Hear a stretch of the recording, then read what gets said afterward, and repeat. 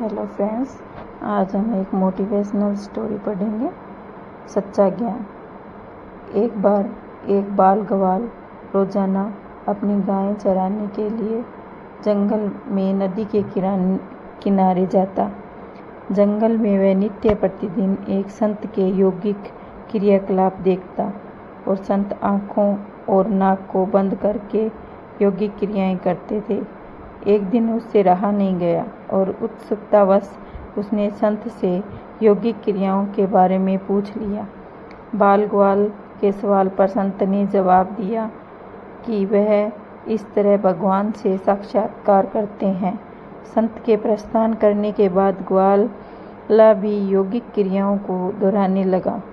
इस बात का संकल्प ले लिया कि आज वह भगवान के दर्शन साक्षात्कार करके ही रहेगा। ग्वाले ने अपनी दोनों आंखें बंद कर ली और नाक को जोर से दबा लिया।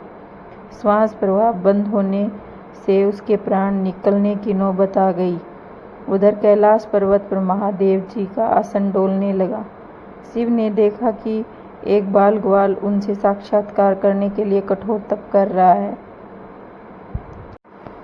उसके हट को देखकर शिव प्रकट हुए और बोले, वत्स, मैं तुम्हारी इस कठोर तपस्या से प्रसन्न हूँ और तुमको दर्शन देने आया हूँ। ग्वाल ने बंद आँखों से इशारे से पूछा कि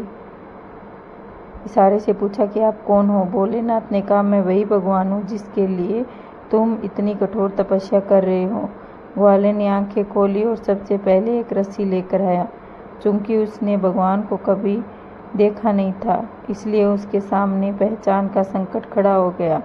उसने भगवान को पेड़ के साथ रस्सी से बांध दिया और साधु को बुलाने के लिए भाग कर गया। साधु ने तुरंत उसकी बातों पर यकीन करते हुए दौड़े हुए वहां आए। संत को वहां कहीं भी भगवान नहीं दिखे। संत ने बाल ग्वाल से कहा, मुझे तो कहीं नहीं दिख रहे। तब ग्वाले ने भगवान से पूछा, प्रभु, आप यदि सही में भगवान हो तो आप साधु महाराज को क्यों नहीं दिख रहे हो। तब भगवान ने कहा, जो भक्त छल कपट रहित सच्चे मन से मुझे याद करता है, मैं उसको दर्शन देने के लिए दौड़ा चला आता हूँ। तुमने निश्चल मन से मेरी आराधना की, अपने प्राण तक दांव पर लगा दिए और मेरे दर्शन का दृढ़ संकल्प ले लिया। इसलिए मुझे कैलाश से मृत्यु लोक तक तुम्हें दर्शन देने के लिए आना ही पड़ा। जब साधु के आचरण में इन सभी बातों का अभी अभाव है, वह रोजाना के क्रियाकलाप करते हैं लेकिन उनके मन में अभी भी भटकाव है, इसलिए मैं तुमको दिखाई दे रहा हूँ लेकिन संत को नहीं।